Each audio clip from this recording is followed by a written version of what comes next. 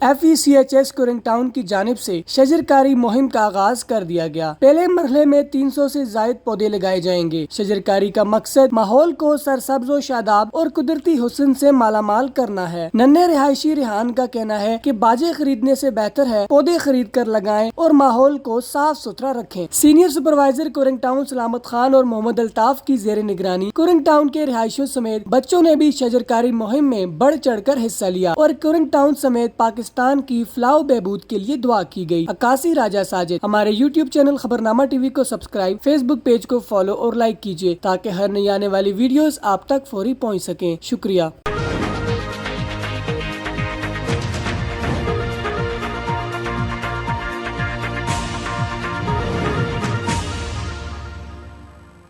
अस्सलाम वालेकुम, मेरा नाम है रेहान।